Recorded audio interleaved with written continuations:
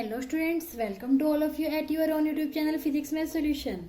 बच्चों, आज हम करेंगे ह्यूमन डाइजेस्टिव सिस्टम। लेकिन बच्चों, ह्यूमन जो डाइजेस्टिव सिस्टम है, इसकी वीडियो मैं ऑलरेडी आप लोगों के इसमें हमारे फिजिक्स मैथ सॉल्यूशन के चैनल पे अपलोड कर चुकी हूँ। तो आप लोगों को आज की जो हमारी वीडियो होगी उसके डिस्क्रिप्शन बॉक्स में ह्यूमन डाइजेस्टिव सिस्टम का आपको लिंक मिल जाएगा, तो आप वहाँ से उसको डिटेल में कर सकते हैं। तो इसलिए बच्चों, आज हम करेंगे dental care, human dental care. जो हमारे टीथ होते हैं, इनकी केयर किस तरह से करनी चाहिए, इसके बारे में पढ़ेंगे बच्चों आज हम। ह्यूमन डाइजेस्टिव सिस्टम की बच्चों मैं अगेन बता रही हूँ आप लोगों को, ह्यूमन डाइजेस्टिव सिस्टम की जो हमारी वीडियो है उसका लिंक आज की वीडियो के डिस्क्रिप्शन बॉक्स में आप लोगों को मिल जाएगा। जिस भी बच्चे को ह्यूमन डाइजेस्टिव सिस्टम के बारे में सीखना है, पढ़ना है या फिर समझना है, वो हमारे उस लिंक पर क्लिक करके वीडियो को देख सकता है। चलिए बच्चों, आज का हम टॉपिक शुरू करेंगे हमारा ह्यूमन डेंटल केयर से।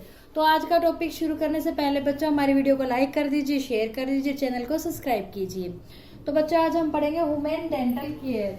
हमारा टीथ, जो हमारा टीथ है बच्चों, टीथ के बारे में आप लोगों को पता ही है भी उसकी केयर कितनी जरूरी है। फिर भी मैं आप लोगों को इसके बारे में कुछ थोड़ा बहुत बता देती हूँ। जो हमारा टीथ है, हमारा दांत जो बहुत हार्ड होता है, जानते हैं इस बात को।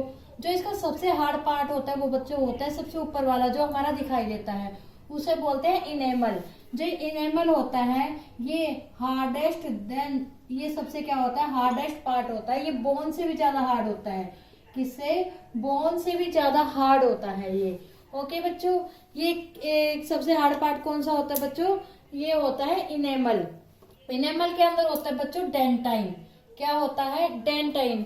ये कैसा पार्ट होता है बच्चों? ये भी हार्ड पार्ट होता है, बट ये बोन जितना ही हार्ड माना जाता है। जितनी बोन हार्ड होती है बच्चों, उतना ही हार्ड क्या माना जाता है? डेंटाइन वाला पार्ट। लेकिन इनेमल्स उससे भी हार्ड माना जाता है, यानी सबसे हार्ड पार्ट होता है हमारा इनेमल। और उसके बाद होते हैं बच्चों, डेंटाइन के अंदर होती है पल्प कैविटी। क्या होती है बच्चों? Pulp cavity. और इस पल्प कैविटी के अंदर बच्चों आप लोगों को दिखाई भी दे रही होगी, ये हल्की हल्की ये नर्व्स और ब्लड वेसल्स, जो हमारे टीथ के अंदर जितनी भी नसें, मान लीजिए जितनी भी नर्व्स होती है, ब्लड वेसल्स होती है, ये सारी की सारी किसमें होती है? ये होती है हमारी पल्प कैविटी के अंदर। कहाँ पे होती है बच्चों? पल्प कैविटी के अंदर। दांतों के बीच होती है बच्चों एक तरह से ये पल्प कैविटी। लेकिन कई बार क्या होता है, हमारे दांतों के बीच में यहाँ पर होल हो जाता है, कैविटी आ जाती है, एक स्मॉल कैविटी यानी होल हो जाता है। किसके द्वारा होता है? जो हमारे मुंह के अंदर बैक्टीरिया जो होते हैं, जो एसिड प्रोड्यूस करते हैं, उस एसिड के एक्शन के द्वारा होता है, उन बैक्टीरिया के एसिड प्रोड्यूस की एक्शन के द्वारा होता है। जो यहाँ पर हो जाता है बच्चों वो होल इधर। तो जिस वजह से क्या होता है, जिस वजह से जो हमारी ये नर्व सेल्स और यहाँ पर जो पार्ट होता है हमारा, इनके बीच में क्या होती है? डिस्टेंस बहुत ही कम रह जाती है। क्या होती है? डिस्टेंस बहुत ही कम रह जाती है। जिस वजह से क्या होता है, इनको जो हमारी नर्व्स और ब्लड वेसल्स है, ये इन्फेक्ट हो जाती है। जिस वजह से क्या होता है, हमारा टूथ डिके होता है। क्या होता है? हमारे दांत क्या हो जाते हैं? कमजोर हो जाते हैं, यानी उनमें वो डिके हो जाते हैं, खराब होने लग जाते हैं। चलिए बच्चों, जो इसका मतलब क्या है, हमारे दांत खराब ना हो, उनकी केयर करनी बहुत जरूरी है। उनकी केयर कैसे होती है और उनमें होल किस तरह से होता है, इसके बारे में मैं आप लोगों को पढ़ाऊंगी, आज बताऊंगी कैसे होता है। बच्चों, जब भी हम कुछ फूड खाते हैं तो हर एक फूड के अंदर आपको पता है शुगर कुछ ना कुछ होती है। तो हमारे मुंह के जो बैक्टीरिया होते हैं ना, वो क्या करते हैं? उस शुगर के ऊपर एक्ट करते हैं। क्या करते हैं? उस शुगर के ऊपर एक्ट करके क्या करते हैं? एसिड प्रोड्यूस करते हैं। क्या प्रोड्यूस करते हैं बच्चों? वो बैक्टीरिया एसिड प्रोड्यूस करते हैं। तो ये एसिड क्या होता है, सबसे पहले क्या करता है, जो ये इनेमल होता है ना हमारा, इनेमल के ऊपर एक्ट होता है। यानी जो हमारा इस इनेमल किस चीज का बना होता है बच्चों? ये बना होता है कैल्शियम का।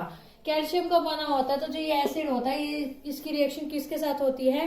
कैल्शियम के साथ होती है। और कैल्शियम ये क्या करता है, ये एसिड इस कैल्शियम को डिजोल्व कर देता है। क्या कर देता है? डिजोल्व कर देता है। ओके बच्चों, डिजोल्व करता है, इसका मतलब क्या है, जो हमारा डेंटाइन है यहाँ तक क्या हो जाएगा? एक होल बनने लग जाएगा यहाँ पर, कुछ इस तरीके से।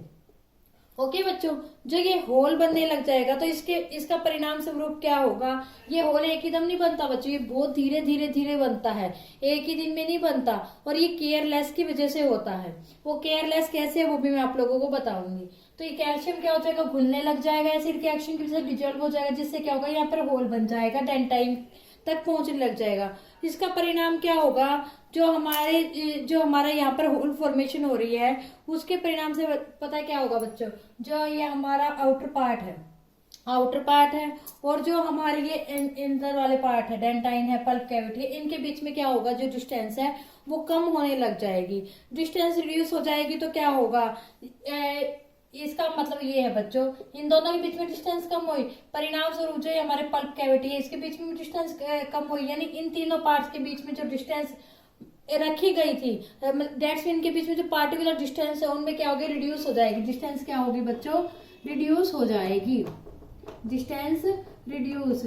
और सबसे मेन बात यह है, अगर पल्प कैविटी और जो हमारे होल है इनके बीच में डिस्टेंस कम हो जाएगी, यानी ये होल यहाँ तक पहुंचने लग जाएगा, तो उससे क्या होगा बच्चों, इस पल्प कैविटी के अंदर तो क्या है, हमारी नर्व्स और क्या है, हमारी ब्लड वेसल्स है, तो बैक्टीरिया का एक्शन क्या होगा, यहाँ पर होने लग जाएगा। मतलब कि क्या है, ये क्या हो जाएंगे, जो हमारा बैक्टीरिया के द्वारा एसिड प्रोड्यूस होगा वो इन नर्व की एंडिंग को, यानी इन नर्व्स को क्या करेगा, इन्फेक्ट करेगा।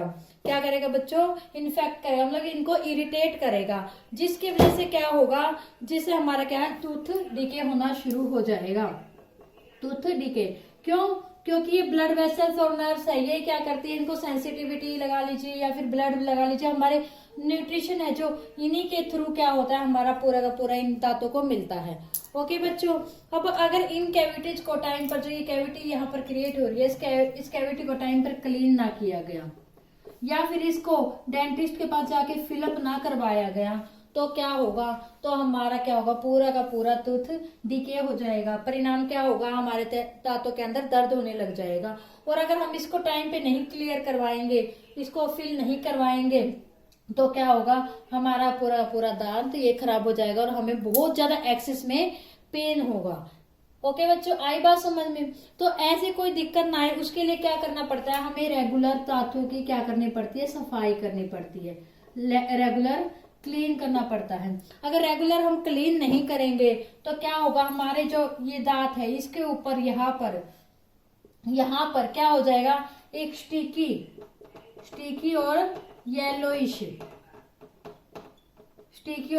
क्या हो जाएगी, परत जम जाएगी, एक लेयर जम जाएगी, जिस वजह से क्या होगा, जो हमारे मुंह के अंदर सलाइवा है वो कौन से मीडियम में होती है बच्चों, होती है एल्केलाइन।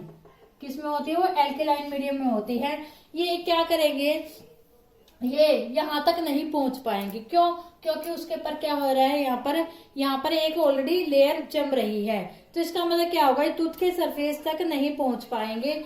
क्यों, ये क्योंकि जो हमारा यहाँ पर एसिड प्रोड्यूस होता है बैक्टीरिया से इन दांतों के ऊपर, जिस ये एल्कलाइन मीडियम की वजह से क्या होता है, उसको न्यूट्रलाइज कर सकते हैं। लेकिन अगर अब इसके ऊपर परत जम गई है ये, तो वो न्यूट्रलाइज नहीं होगी, तो बैक्टीरिया के एक्शन से वो एसिड से क्या होगा, यहाँ पर क्या होगा बच्चों, वही जो अभी मैंने आप लोगों को बताया था, जिसका ऊपर वाला पार्ट है कैल्शियम का, वो डिजोल्व होना शुरू हो जाएगा, परिणाम स्वरूप यहाँ पर होल हो जाएगा, तो यहाँ से क्या हो जाएगा, टूथ डीके होना शुरू हो जाएगा। इसका मतलब क्या है बच्चों, हमें रेगुलर क्या करना पड़ेगा, अपने दांतों की सफाई करनी पड़ेगी, जिस वजह से क्या, कब करनी पड़ेगी, जैसे हम भोजन खाते हैं, कम से कम अगर आप तीनों टाइम नहीं कर सकते, कम से कम सुबह और शाम 2 बार तो ब्रश कीजिए, यानी दांतों को क्लीन कीजिए। इससे क्या होगा, आपके दांतों का प्लेक बोलते हैं बच्चों इस प्रकार के सिस्टम को, जो हमारा टूथ डीके होने लग रहा है, प्लेक बोलते हैं इसको। मतलब कि जिसकी केयर न होने की वजह से